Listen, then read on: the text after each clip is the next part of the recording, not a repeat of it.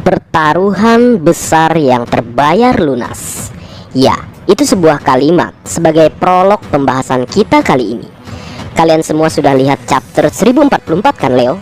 Dimana akhirnya Luffy berhasil mengawakeningkan atau membangkitkan kekuatan buah iblisnya, seperti yang dikatakan Gorosei. Karena saat itu terjadi, Luffy akan bisa meningkatkan kekuatan tubuh karetnya dan akan memiliki lebih kebebasan menggunakan kemampuan tersebut. Kekuatan yang paling konyol, paling absurd, dan paling mengerikan di dunia. Karena saat awakening usernya akan menjadi Sun God Nika, sang penguasa kemampuan buah iblis Mythical Zoan Hito-Hitonomi model Nika, yang mana di awal kemunculannya dikatakan sebagai buah iblis Gomu-Gomu no Mi, karena memang identitas asli buah iblisnya sengaja disembunyikan oleh pemerintah dunia. Bahkan jika ada yang membahasnya, kemungkinan yang membahasnya akan dilenyapkan atau dihilangkan, seperti yang dikatakan Hushu saat dia dipenjara karena konsekuensi telah gagal mengawal dan mengamankan buah iblis spesial tersebut. Dan kita juga tahu ternyata fakta sebenarnya Shanks mendapatkan buah iblis itu dengan cara mencurinya dari pengawalan Hushu. Dan kemudian jika kita kembali ke chapter pertama One Piece, momen keterkejutan Shanks saat mengetahui jika buah Gomu-Gomu no Mi, yang kini kita tahu nama aslinya adalah Hito-Hitonomi model Nika, telah dimakan tanpa sengaja oleh kapten tercinta kita. Dan jika kita juga mengingat momen mengharu biru saat Akagami no Shanks menolong Luffy dan kehilangan lengan kirinya, semua itu menurutku ternyata tidak sia-sia. Yang pertama adalah untuk menyelamatkan Luffy yang telah memakan buah iblis yang paling spesial. Yang kedua, membuat sebuah pertaruhan untuk hal yang kemungkinan sudah diperkirakan akan terjadi di era baru atau era Luffy saat ini. Shanks sepertinya sudah tahu jika Gomu-Gomu ini sangat spesial karena memang nama aslinya sengaja disembunyikan atau dirahasiakan. Entah dia mendapatkan informasi itu sendiri atau memang sebuah pesan khusus dari seseorang yang kemungkinan besar adalah kaptennya, yaitu Goldie Roger, seseorang yang pernah ke pulau terakhir Laut Tale dan menemukan One Piece, serta nampaknya mengetahui cerita tentang Joy Boy yang kemungkinan besar tertulis dan tercatat di sana. Joy Boy sepertinya sudah bisa dipastikan adalah Sun God Nika pada masanya, yang memang dikenal sebagai Warrior of Liberation atau prajurit kebebasan. Dia akan selalu membawa senyuman dan menawarkan kebebasan kepada semua orang. Karena itulah nampaknya seperti yang dikatakan Neptune pada Nico Robin di Archfishman Island, jika Joy Boy pernah membuat janji dengan Poseidon terdahulu. Dan jika kita coba menebak apa yang dijanjikan, tentunya adalah kebebasan sesuai dengan julukannya. Selama ini penduduk Fishman Island atau para manusia ikan selalu didiskriminasikan, dan yang paling penting semua manusia ikan sangat mendambakan bisa bebas melihat matahari di permukaan, melihat matahari langsung, bukan matahari yang dibagi dari akar pohon hawa yang mencapai pulau manusia ikan. Joy Boy juga nampaknya diramalkan akan lahir di masa yang sama saat Poseidon terlahir kembali. Dan itulah mengapa Kozuki Toki juga membuat sebuah ramalan jika 20 tahun setelah malam abadi atau tragedi pembakaran kastil Kozuki Oden, 9 bayangan akan membawa sebuah matahari cemerlang atau sang fajar. 9 bayangan tentunya adalah para Akazaya, dan sang fajar tentu saja sang kapten tercinta kita, Monkey D. Luffy. Kemudian kembali, Joy Boy nampaknya akan terlahir di masa yang sama dengan lahirnya Poseidon yang baru. Dan Poseidon yang baru adalah Shirahoshi.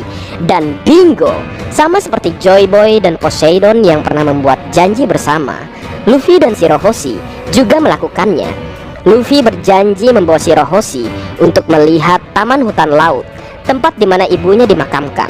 Dan janji itu sudah Luffy penuhi. Apakah nanti janji Joy Boy yang belum terpenuhi akan diwujudkan Luffy? Karena saat ini Luffy adalah Joy Boy yang baru, sang fajar dengan kekuatan Sun God Nika. Dan kembali ke pembahasan, jika semua yang Shanks lakukan untuk mengamankan Gomu-Gomu no Mi atau Hito-Hitonomi model Nika telah sukses dan berhasil berada di tangan orang yang tepat, orang yang sebenarnya mungkin tidak Shanks rencanakan untuk memakannya, justru adalah orang yang berhasil membangkitkan kekuatan buah iblis spesial ini. Karena kini Luffy telah menjadi Joy Boy. Ingat Leo, seperti yang dikatakan Gorosei, buah iblis Zoan punya pemikirannya sendiri. Itulah mengapa mungkin yang menjadi alasan tersendiri hingga sampai Luffy memakannya tanpa sengaja. Selain warnanya yang menarik, mungkin buah iblis ini seperti ada aura sendiri hingga Luffy tertarik untuk memakannya. Karena Luffy ini bukan anak sembarangan, karena di dalam namanya tersemat nama Di. Karena dia adalah salah satu keturunan penyandang nama Di. Bahkan latar belakang keluarganya bukan sembarangan Leo.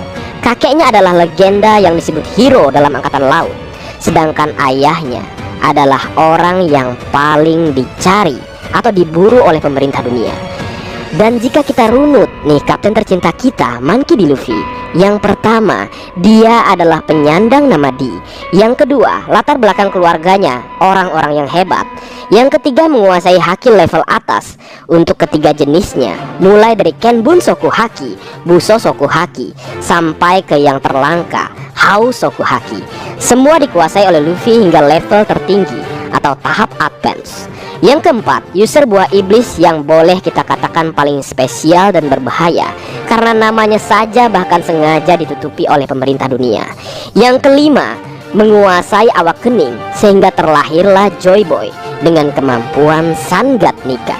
Jadi memang Luffy saat ini sudah berhasil mendapatkan semua hal yang bisa menempatkannya bahkan di atas jajaran para Yonko. Karena untuk gelar Yonko sendiri bahkan sudah dia dapatkan dengan disejajarkan namanya dalam deretan para Yonko dan mengubahnya menjadi sebutan Goko atau 5 kaisar lautan. Meskipun itu tak lepas dari peran besar media dan juga seorang Morgan. Jadi memang saat ini Luffy sudah bisa dikatakan di atas para Yonko, sehingga tujuan selanjutnya selain tentunya menemukan One Piece adalah meruntuhkan hegemoni tirani pemerintah dunia yang dikatakan busuk oleh seorang Eustace Captain Kidd. Istilah lama jika para penyandang nama Di adalah musuh alami para dewa akan kembali membuat merinding para dewa palsu yang bertahta di Marizoa. Inilah yang bisa mencetuskan lahirnya perang besar di dunia One Piece. Semua kekuatan akan bergerak, bahkan revolusioner dan kekuatan lainnya yang memang sangat dekat dengan Luffy. Bayangkan Leo, di belakang kapten tercinta kita yang boleh kita katakan sebagai Joy Boy yang baru, berbaris para krunya, para aliansi Green Fleet-nya, Monkey D. Dragon beserta pasukan revolusioner, para samurai negeri Wano Kuni, suku Ming dari Pulau Zu, kerajaan Dressrosa, pasukan manusia ikan dari Fishman Island, pasukan padang pasir dari kerajaan Alabasta, dan yang lainnya yang tak bisa kusebutkan satu persatu. Ditambah lagi dua kekuatan mengerikan yang akan bersama mereka. Pertama adalah Sea King yang dikendalikan oleh Poseidon dan Zunisa yang dikendalikan oleh Momonosuke, ditambah kekuatan naga raksasanya. Bagaimana Leo menurutmu? Perang besar akan terjadi. Dan inilah alasan foto Luffy, Shirahoshi dan juga Vivi dipegang oleh Im Sama. Dan yang terakhir, pertaruhan besar yang Akagami no Sangs lakukan kini terbayar lunas dengan lahirnya Joy Boy yang baru dalam diri kapten tercinta kita.